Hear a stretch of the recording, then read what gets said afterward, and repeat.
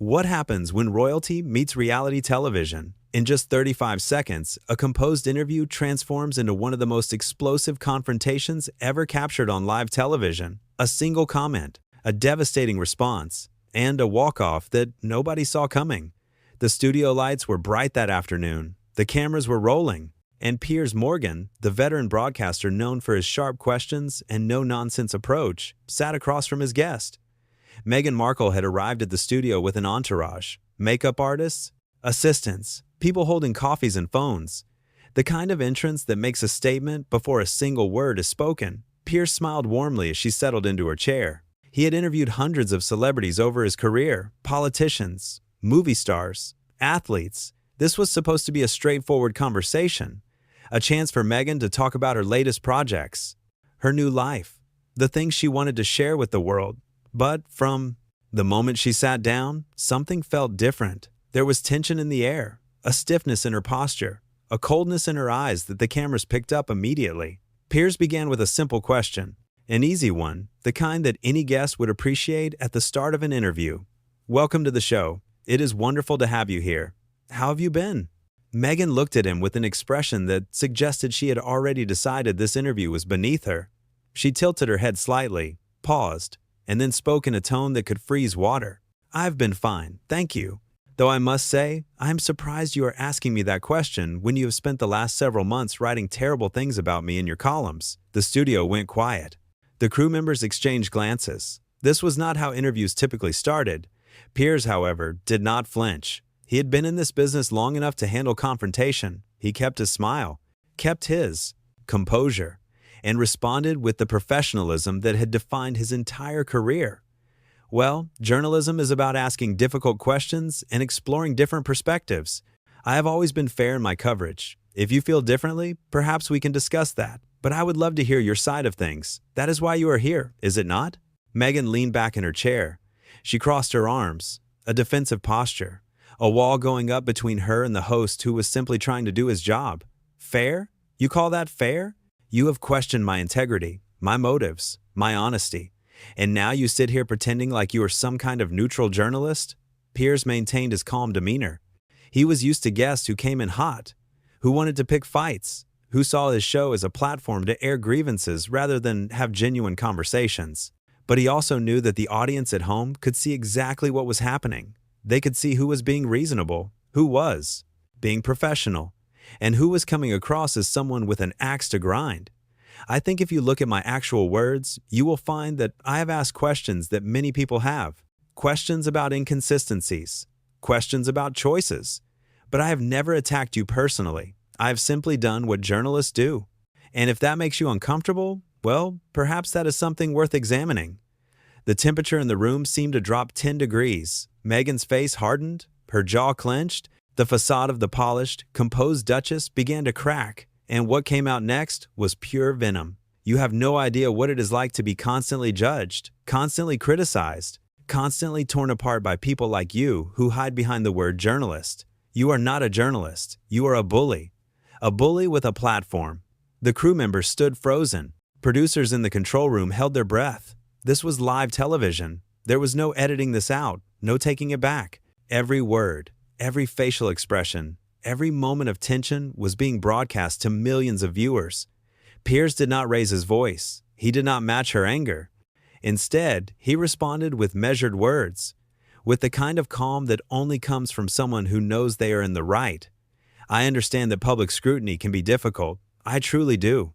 But when you put yourself in the public eye, when you give interviews and make claims and tell your story to the world, you open yourself up to questions. That is how this works. And calling me names does not change that fact." Meghan stood up. Not slowly, not gracefully. She shot up from her chair like someone who had been personally insulted in the worst possible way. Her voice rose. The composure was gone completely now. "How dare you?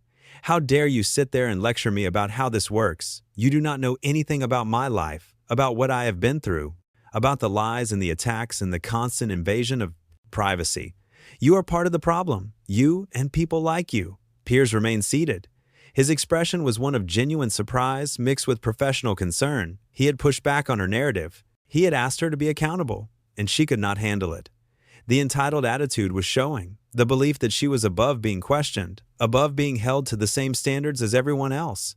"Meghan, please sit down. We can have this conversation. We can talk through these issues, but walking away does not solve anything."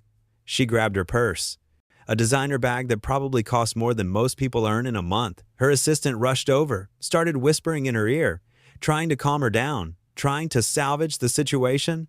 But Meghan was not interested in salvaging anything. She pointed at Piers, her hands shaking with rage.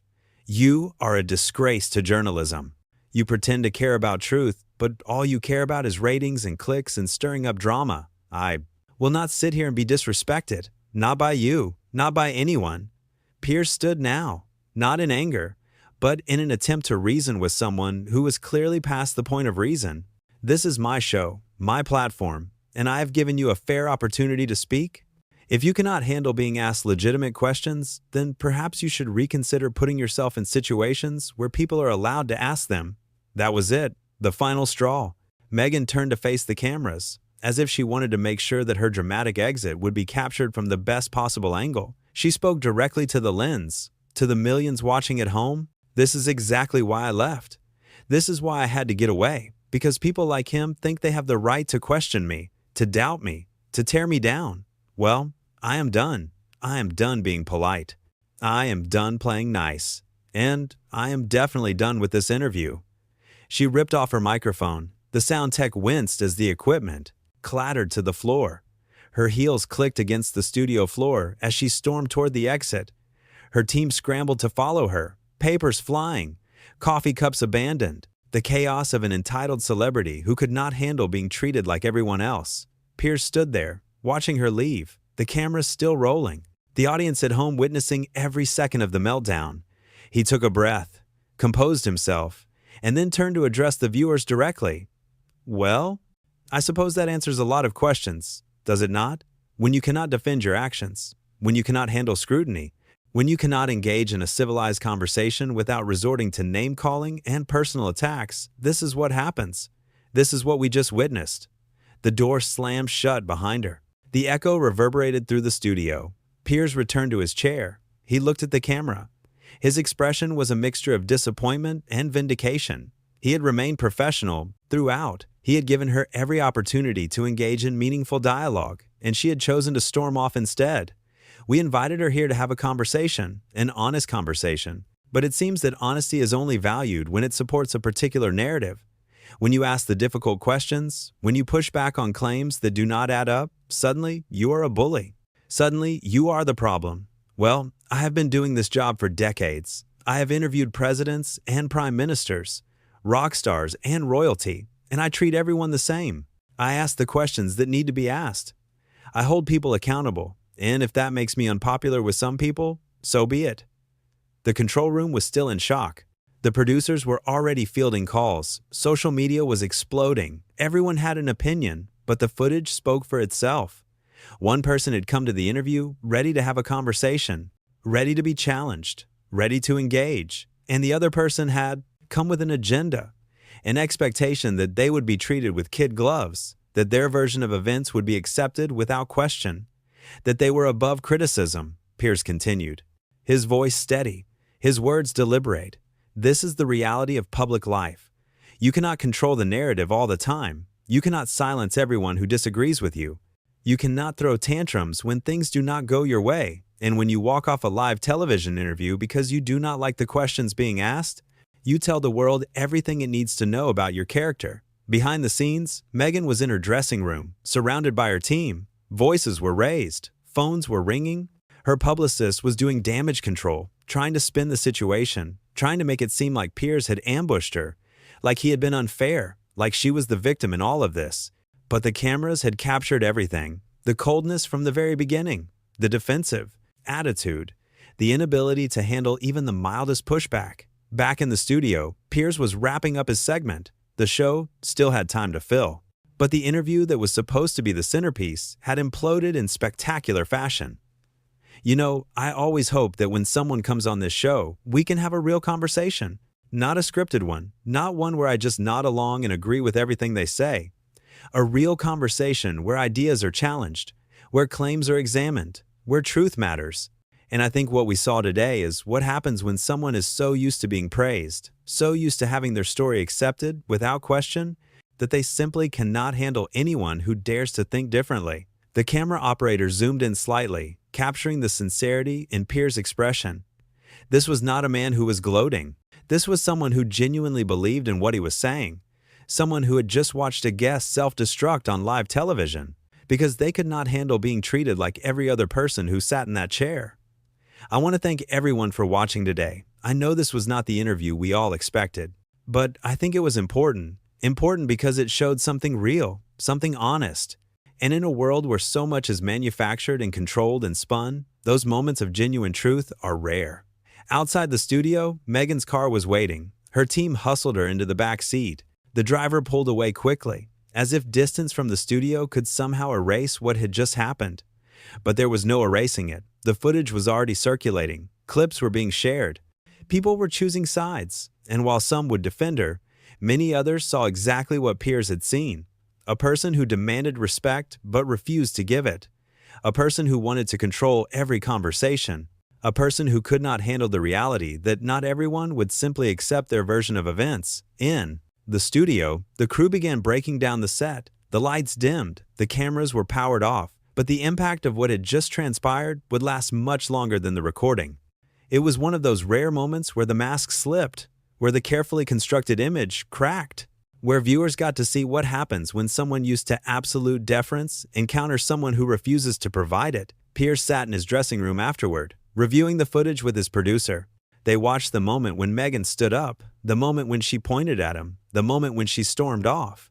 And they both knew that this would be talked about for years.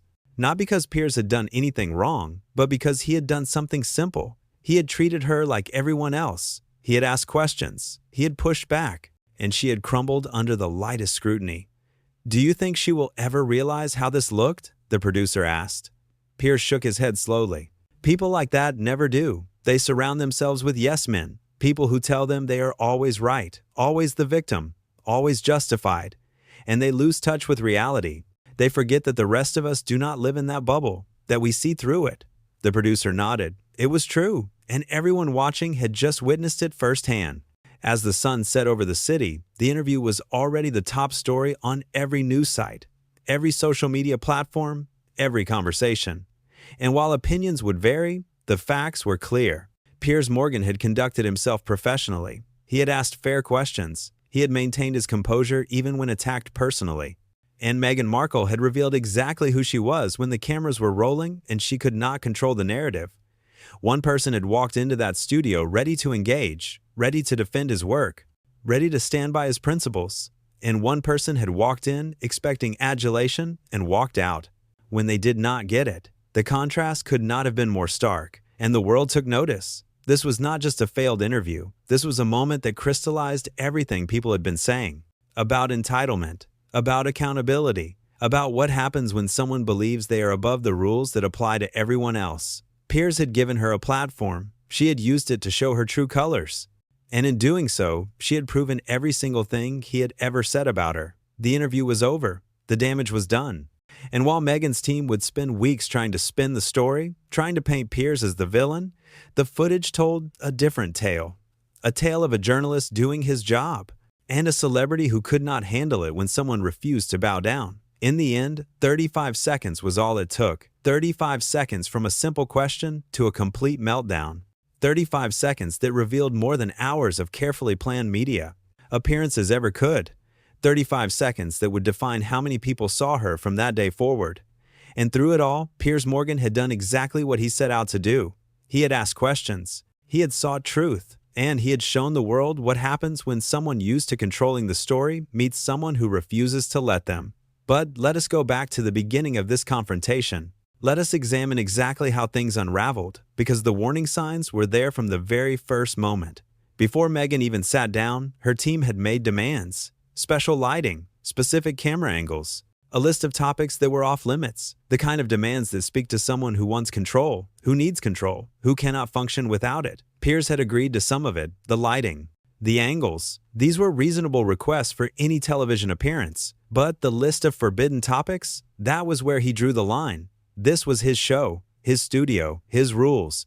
And if someone wanted to come on and tell their story, they had to be willing to answer questions. All questions, not just the ones they found comfortable.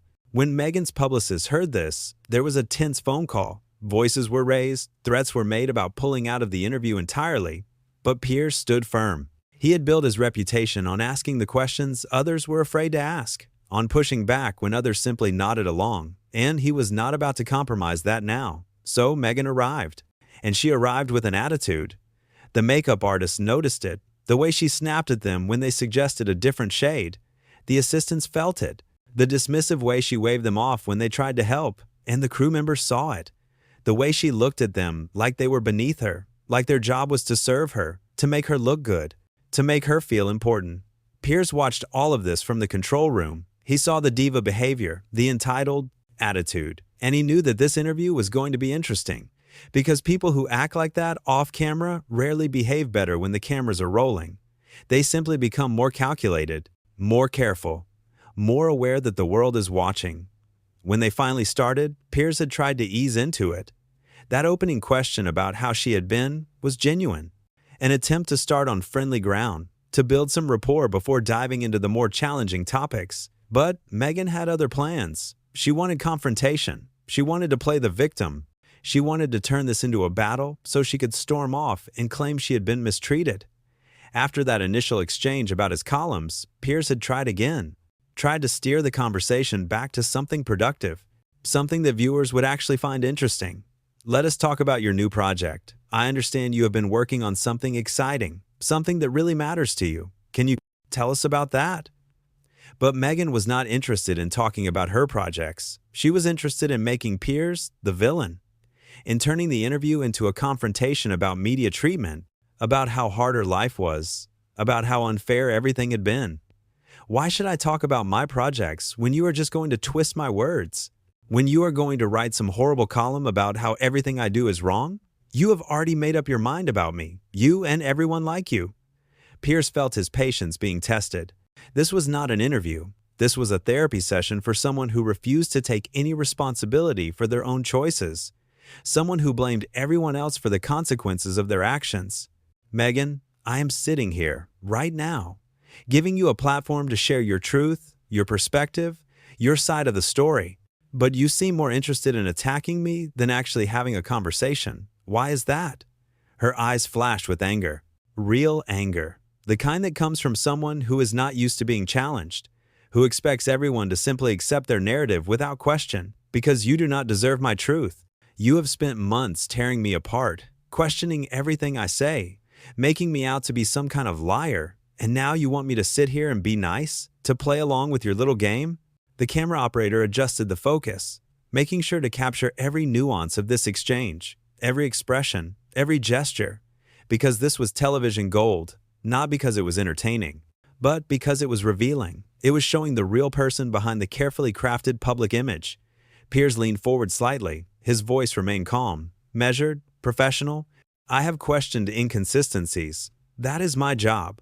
When someone tells different versions of the same story, when details change depending on the audience, when claims are made that do not line up with the facts, it is my responsibility to ask about that. Not because I am a bully, but because truth matters.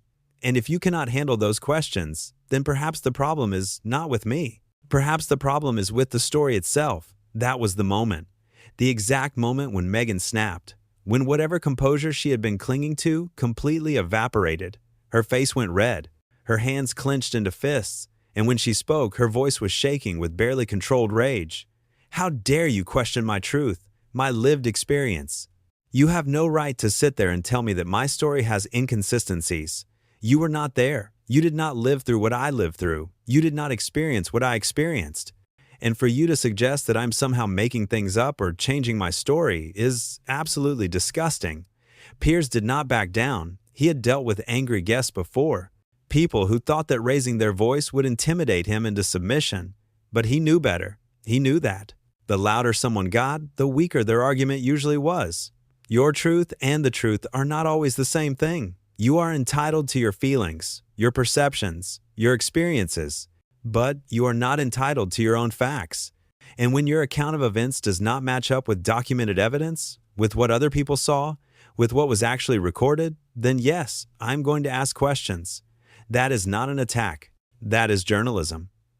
The studio was silent except for the hum of the equipment. Everyone watching knew they were witnessing something extraordinary, not planned, not scripted, not manufactured for ratings. This was real. Two people with fundamentally different views on accountability, on truth, on the role of the media. And only one of them was handling it with dignity. Meghan's assistant tried to intervene, stepped forward and whispered something in her ear, probably telling her to calm down, to regain control, to remember that millions of people were watching. But Meghan shook her head violently. She was past the point of listening to anyone, past the point of caring about how she looked. She was in full meltdown mode now. You know what the problem is with people like you? You think you are so clever, so smart, so superior. You sit there with your little notes and your little questions, and you think you have me all figured out. But you do not know anything. You do not know what it is like to be scrutinized every single day, to have every word you say analyzed and picked apart, to have people waiting for you to fail so they can write their nasty little articles. Piers allowed himself a small smile, not mocking, but one of recognition. She had just described his life, the life of anyone in the public eye, the life she had chosen when she pursued fame, when she courted the media, when she gave exclusive interviews and posed for magazine covers. Actually, I know exactly what that is like. I have been in this business for over 30 years. I have been praised and criticized, loved and hated, had my words twisted and my motives questioned.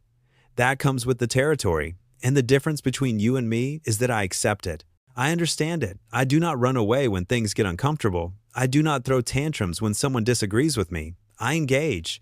I defend my work. I stand by what I say. Can you say the same? And that was when she stood up, when she decided that she had heard enough, that she was done being challenged, done being questioned, done being treated like a normal guest instead of royalty. The chair scraped against the floor. The microphone pack clattered as she fumbled with it, and her voice, when she spoke, was filled with self-righteous indignation. I'm not going to sit here and listen to this. I came here in good faith. I came here to have a conversation. But you are not interested in conversation. You are interested in humiliation, in gotcha moments, in making me look bad. Well, congratulations. You got your moment. I hope you are proud of yourself. Piers stood now too, not to match her aggression, but to maintain eye contact, to show that he was not intimidated, not backing down, not apologizing for doing his job. Good faith, you attacked me the moment you sat down. You came in here with a chip on your shoulder and an axe to grind. And when I tried to have an actual conversation, you turned it into a confrontation. So do not talk to me about good faith. Do not lecture me about having a conversation. You had no intention of engaging honestly. You wanted to make a scene, and congratulations, you succeeded. The words hung in the air, sharp, true, undeniable. Everyone in that studio knew he was right. They had all seen it. The hostility from the beginning, the refusal to engage, the victim mentality, and now, the dramatic exit. It was all so predictable, so calculated, and yet somehow, Meghan seemed to think she was fooling people. That her performance was convincing. She grabbed her things, her purse, her phone, her dignity, or what was left of it, and she delivered one final salvo before her exit. You are everything that is wrong with the media, everything that is wrong with this country, this obsession with tearing people down, with questioning everyone's motives, with never believing that someone might actually be telling the truth. I hope you sleep well at night knowing the kind of person you are, the kind of damage you do. Piers watched her storm toward the exit, her heels clicking rapidly against the floor, her team scrambling behind her, and he called out to her. One last attempt at reason. One last chance for her to show some maturity. The door is open if you want to come back and finish this conversation like an adult, but running away does not make you right. It just makes you look like someone who cannot defend their position. She did not turn around, did not acknowledge him, just kept walking, kept moving toward the exit, toward the safety of her car, toward the echo chamber of supporters who would tell her she was brave, that she stood up for herself, that Piers was the villain. But the footage would tell a different story. The footage would show the truth. After she left, Piers took a moment, just stood there in the empty studio, the camera still recording, the crew still watching, and then he turned to face them, not the cameras, the people. The humans who had just witnessed this train wreck. Did anyone else feel like they just watched a child throw a tantrum because they were asked to clean their room? A few nervous laughs. The tension breaking slightly, because he was right. That was exactly what it had looked like. An adult who had never learned how to handle disagreement, who had never been taught that not everyone has to agree with you, that sometimes people will question you, challenge you, push back. And that is okay. That is healthy. That is how we grow. But Meghan had not grown. She had regressed, fallen back on the tactics of someone who believes that emotion trumps logic, that volume trumps reason, that walking away is the same as winning the argument. And in doing so, she had shown everyone exactly who she was. Not a victim, not a hero, just someone who could not handle the reality that the world does not revolve around them. The interview would be replayed countless times, analyzed from every angle, dissected by experts and amateurs alike. And every time someone watched it, they would see the same thing. A professional broadcaster trying to do his job, and a celebrity who thought they were above being questioned, above being challenged, above the rules that apply to everyone else. It was a masterclass in contrasts, in how to handle pressure versus how to crumble under it, in maintaining composure versus losing control, in standing by your principles versus abandoning them the moment things get difficult.